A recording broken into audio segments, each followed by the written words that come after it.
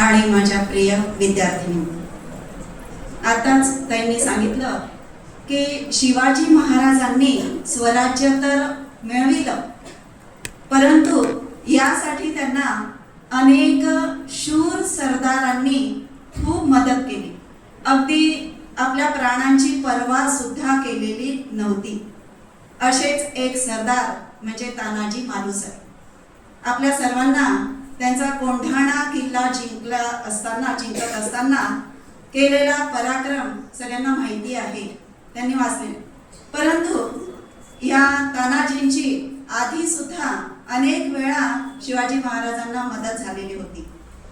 तानाजी मालुसरे यांचे वडील काळोजी, यांचं मूळ गाव म्हणजे गोडोली, आणि यांचा भाऊ सूर्याजी हा सुद्धा कोंढाणा जिंकत असताना त्यांच्या सोबतच होता. त्या गोडोली गावामध्ये सतत परकीयांचं आक्रमण सुरू होतं आणि त्यामुळे कंटाळून गेले होते तिथले लोक. शिवाय काळोजी मालुसरे म्हणजे तानाजी यांचे वडील यांची सुद्धा या परकीय आक्रमणामध्ये मुघलांनी हत्या केली, आणि म्हणून तानाजीची आई हे दोन मुलं तानाजी आणि सूर्याजी यांना घेऊन तानाजीच्या मामाच्या गावाला म्हणजे उमरठ या गावाला गेले. आणि म्हणूनच तानाजी मालुसरे उमरठकर असं त्यांचं पुढे नाव पडलं होतं. त्यावेळी त्यांचे जे मामा होते शेलार मामा यांनी त्यांना आश्रय दिला. या गावामध्येच मामाच्या सहवासामध्ये यांनी दांडपट्टा, त्यानंतर तलवारबाजी, मल्लखांब इत्यादी अनेक खेळ खेळले, शिकले. आणि एका बीरवाडी या गावाला एक लग्न असताना, नातेवाईकाचं लग्न असताना त्या ठिकाणी ते गेले होते. तानाजी मालुसरे त्यांचे पूर्ण नातेवाईकही होते, आणि तिथे सुद्धा त्यांनी वरातीमध्ये, त्यावेळी वरातीमध्ये असे हे खेळ खेळले जात होते, दांडपट्टा वगैरे. तर हे शिवाजी महाराजांनी बघितलं आणि शिवाजी महाराजांना खूपच आवडलं. जेव्हा तानाजी मालुसरे हे खेळ खेळल्यानंतर परत आले दमून भागून, त्यावेळी शिवाजी महाराजांनी त्यांच्या जवळ जाऊन एकदम त्यांना घट्ट मिठी मारली. आणि त्यावेळी तानाजी मालुसरे एकदम घाबरले की आपल्याला हा नवीनच मुलगा कोण आहे बा, मिठी मारतो आहे, आपण तर कधी यांना पाहिलं सुद्धा नाही. आणि म्हणून शिवाजी महाराजांनी स्वतःचीच ओळख स्वतः करून दिली की मी शिवाजी भोसले, आणि तू तानाजी आहे हे मला माहिती आहे, आणि माझी आजपासून तुझी मैत्री, होशील का माझा मित्र. तानाजींना थोडंसं तेव्हा काही कळत नव्हतं, परंतु तरी होकार देऊन दिला. शिवाजी भोसले आहे हे त्याला कळलं, आणि त्यांनी लगेच शिवाजी महाराजांना मुजरा केला. त्यानंतर काही दिवसातच शिवाजी महाराजांनी तानाजींना एक निरोप पाठवला आणि आपल्या जवळ बोलावून घेतलं. आणि मग आणखी त्यांच्यासारखे अनेक मित्र त्यांनी जवळ बोलावलेलेच होते. त्या सगळ्या मित्रांमध्ये त्यांनी सल्लामसलत करून रोहिडेश्वराच्या मंदिरामध्ये म्हणजे रायरेश्वराच्या मंदिरामध्ये स्वराज्य स्थापनेची शपथ घ्यायचं ठरवलं. म्हणजे इथपासून तानाजी मालुसरे शिवाजी महाराजांच्या अगदी सोबतच होते.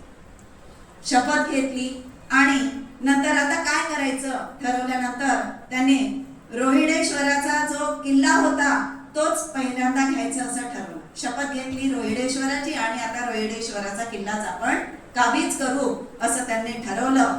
त्यानंतर एक एक करत अनेक किल्ले त्यांनी घेतले.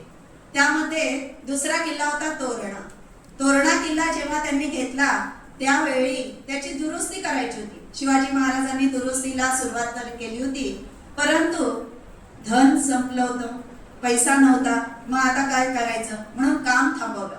पण जेव्हा तानाजींना हे कळलं तेव्हा त्यांनी काम सुरू करायला तर सांगितलंच, आणि मी स्वतः बघतो काय करायचं ते अशी हिंमत दिली.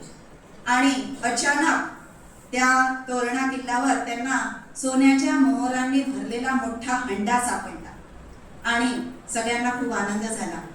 हा पूर्ण हंडा, त्यातली एकही मोहर आपल्या जवळ न ठेवता तानाजींनी शिवाजी महाराजांना स्वराज्याच्या कामासाठी दिली. त्यावेळी जिजाबाईंनी जणू काही त्यांची परीक्षाच पाहिली आणि त्यांचं हे कार्य पाहून की आपल्या स्वार्थ काहीही नाही, एवढं मोठं धन मिळाल्यावर नाही तर कोणाच्याही मनामध्ये चोरीचा विचार नक्की येतो, परंतु त्यांनी हा विचार केला नाही, सगळं धन दिलं. आणि त्यामुळे जिजाबाई शिवाजी महाराजांना म्हणाल्या की शिवाजी, तू खरंच भाग्यवान आहे की तुला अशी सोन्यासारखी माणसं मिळाली. तेव्हा तुला खरं सोनं नाही मिळालं तरी चालते, परंतु या तानाजी सारख्या माणसांना तू जप, त्यांना तुझ्यापासून दूर जाऊ देऊ नकोस. त्यानंतर त्यांनी जुन्नर, नगर, श्रीगोंदे, चाकण इत्यादी अनेक किल्ले घेतले, ते सगळे काबीज केले. त्यानंतर तुम्हाला सगळ्यांना माहिती आहे अफजल खानाचा प्रसंग. अफजल खानाचा सुद्धा म्हणजे अफजल खान शिवाजी महाराजांना मारण्यासाठी आला होता, परंतु शिवाजी महाराजांनीच त्याचा वध केला आणि त्याही वेळी तानाजी मालुसरे त्यांच्या सोबतच होते. त्यानंतर सिद्धी चौहरचा वेढा हा सुद्धा सगळ्यांना माहिती आहे.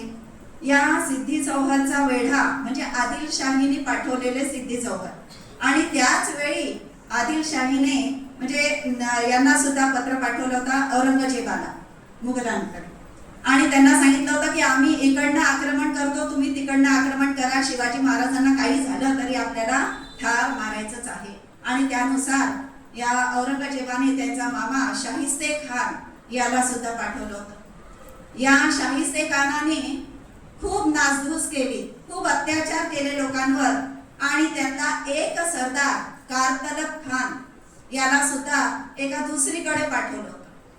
आणि जेव्हा हे कळलं त्यावेळी तानाजी आपल्या काही मावळ्यांना घेऊन उंबरखिंडीमध्ये गेले आणि तिथे त्या कारतलब खानाची वाट अडवली आणि त्या अरण्यामध्ये त्याच्यावर अचानक हल्ला केला.